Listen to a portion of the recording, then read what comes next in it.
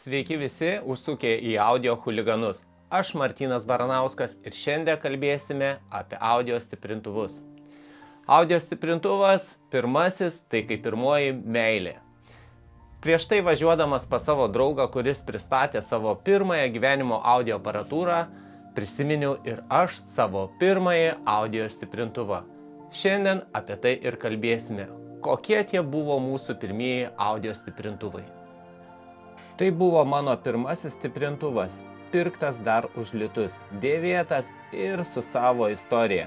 Tuo metu buvau studentas, tad apie garso subtilybės per daug nesukau galvos.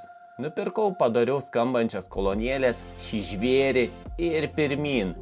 Skambėjo jis tikrai solidžiai, o mums studentams tuo metu kokybės standartas buvo paprastas, kad langai namuose drebėtų.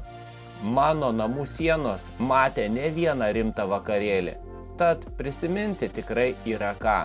Praėjo 23 metai, o šis veteranas vis dar su manimi, atlaikė sporto sales, vaikų stovyklas ir laiko išbandymus. Rimtų gedimų jis tiesiog nežino, tik garso rankenėlė vienu metu buvo pradėjusi ožiuotis ir braškėti, bet meistras greitai sutvarkė. Pamenu, kai pradėjau skaityti gramofoną, užsiminiau apie šį receiverį. Vietiniai audiofilai tik susiraukė, fui, kaka, receiveriai negroja, nesiginčiau, patirties tada dar trūko. Tačiau vėliau mano kolekcijoje pabuvojo ne vienas stiprintuvas. Teko klausytis tiek biudžetinių, tiek komiškai brangių sistemų pas draugus. Ir žinot ką? Kartais pigus daiktas groja stebuklingai, o brangus klaikiai. Esu šventai įsitikinęs, viskas atsiremia į sinergiją tarp stiprintuvo ir kolonėlių. Jei tos chemijos nėra, nepadės jokie tūkstančiai. Ar aš ne per daug romantizuoju seną techniką? Tikrai ne. Reikia pabrėžti, tai nėra šventasis gralis, bet tvirtas atspirties taškas, ypač už ribotą biudžetą. Su šituo audio stiprintuvu aš žengiau pirmuosius žingsnius į savo melomanijos pasaulį, domėtis kokybišką muziką, tankiai klausydavau tunerio, nes buvo patogu. Tikrai galėjau pasiklausyti Power Hit Radio, M1, Radio Centro.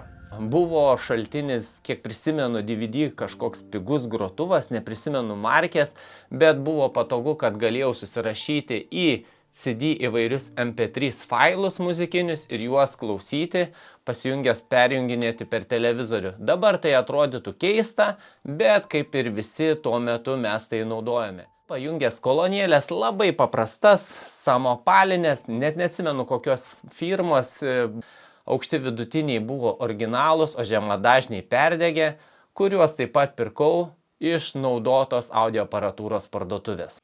Ar aš ne per daug romantizuoju seną techniką? Reikia pabrėžti, kad tai nėra šitas stiprintuvas kažkoks šventasis gralis, bet man buvo tvirtas atspirties taškas. Sykį po daugelį metų jį numečiau ant žolės, išsitraukęs iš rūsio po stovyklų, galvojau, kad niekada nesu jam dulkių pūtęs pravalęs vidų, galvojau, turbūt rasiu netgi voratinklių. Atidarau, o ten blyn. Šiutne aukščiausio lygio kai kurie komponentai, Elna Silmik, jau seniau jutau, kad skamba šitas stiprintuvas tikrai neblogai. Kodėl šis aparatas buvo tuo metu jėga ir dabar jis neprarado savo aktualumo? Tikri 80 RMS-inių vatų. Tai stabili jėga, kuri tikrai pakakdavo išjudinti rimtas kolonėlės per baliukus. Nepramušama apsauga.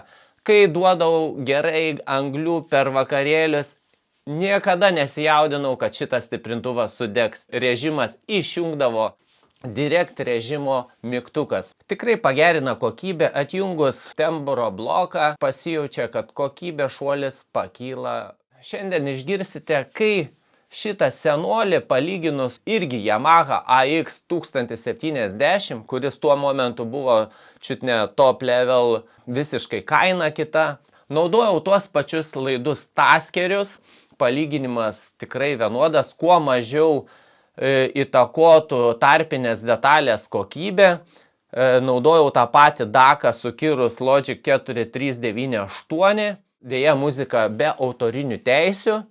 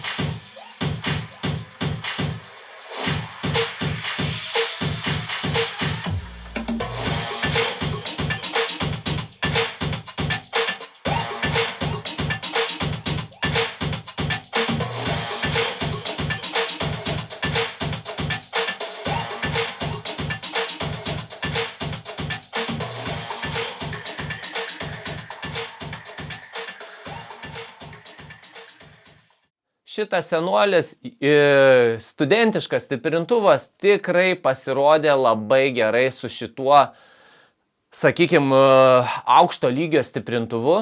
Atsiliko tik Bose. Bosas šiek tiek yra ne taip sukontroliuotas, nes trūksta galios, bet aukšti vidutiniai braižas išlieka toks pat. Tikrai tuo momentu aš neprasišoviau įsigijęs už nedidelius pinigus šitą stiprintuvą, kuris suteikia man galybę džiaugsmo ir dabar šitoje patalpoje galima kokybiškai pasiklausyti muzikėlės nebrangiai. Jeigu jums reikalingas nebrangus audio stiprintuvas, už nedidelius pinigus tokį modelį tikrai rekomenduoju. Garsas yra subjektyvus dalykas. Kam vienam labai geras, kitam gali būti kliniškai per sterilus. Jeigu peržiūrėjote šitą video iki galo, man labai svarbu, prašau, uždėkite like, pasidalinkite šituo video. Audio chuliganai. Iki.